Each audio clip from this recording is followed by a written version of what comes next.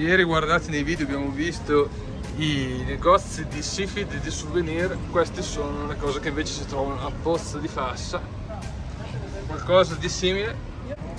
E poi fanno tante cose in legno, guardate che forti. Questo chiaramente però io lo trovo un po' troppo costoso, è 86 euro uno scarponcino, guardate, è largo 10 cm, molto curato, è fatto a mano, però insomma hanno i loro prezzi, vanno anche pagati. Questo qui, guardate, era praticamente, vi spiego io, se non lo conoscete, la rappresentazione delle torri del Violet con un orologio.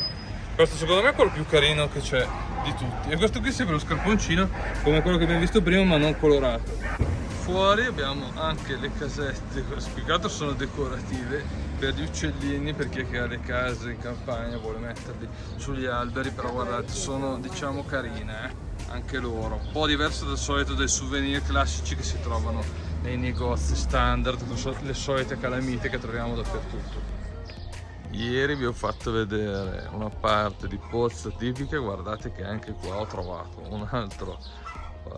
un'altra legnaia dove ci sono ancora i fiori all'interno. Queste qui sono le classiche casette delle vecchie lavandaie dove oggi sono rimaste delle fontane per vari utilizzi. Passeggiata da Campitello verso la rinomata paesino di Canazei. Questo è un piccolo paesino sopra alla valle, un po' rialzato, ma guardate qui, se riduco lo zoom del telefono cosa abbiamo, guardate che montagne, parte laterale del Corrodella, guardate, molto particolare come panorama. Sempre lungo la passeggiata tra Campitello e Canazei c'è tutta questa parte meravigliosa dove camminare tranquilli in piano, saranno 5-6 km, non è poco, ma comunque ha un bel pezzo dove passare in mezzo al bosco. Salve. Ci sono questi mega massi vicino alle panchine che sono pezzi di montagna che nei decenni si sono staccati, però vedete oggi è una giornata, il sole va e viene, però si sta veramente bene.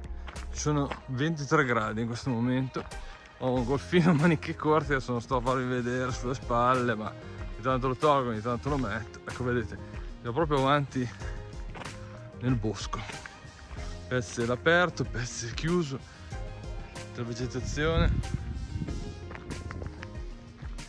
E fra un mesetto qua, fine agosto, ci saranno anche i primi funghi porcini, pineroli, fogliotte, finferli e tutto quanto riguarda i funghi che nascono da questi meravigliosi pini e larici che ci sono in Val di Fassa. Guardate che bella passeggiata tranquilla, pianeggiante in mezzo al verde.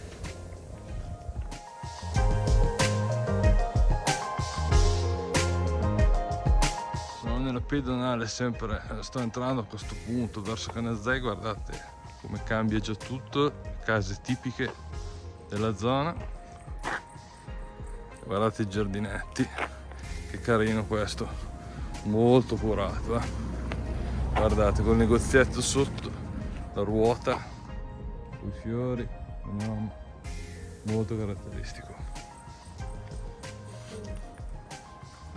Mi tengo tantissimo a scolpire i funghi, il nome e la carriola.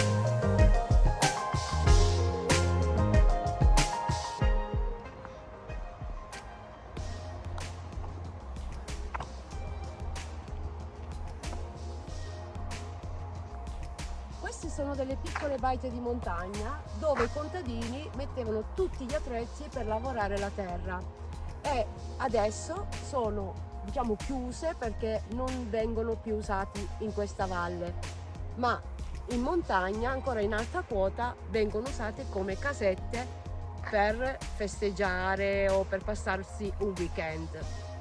Vedete, proseguiamo nella passeggiata, è molto caratteristica. Questa invece è una parte chiaramente, come avete visto, asfaltata. Lì abbiamo la nostra baita che prima vi abbiamo fatto vedere sullo sfondo, molto caratteristica. Vedete che ogni tanto ce n'è una, in fondo ce n'è un'altra, e la gente qua viene a passare un po' di tempo, relax, si fa una passeggiata nel verde, le macchine sono abbastanza distanti e rimaniamo un po' fuori in mezzo alla natura a goderci un po' il fresco, perché comunque anche adesso che c'è il sole, come vedete, qui rimane all'ombra grazie a questi pini.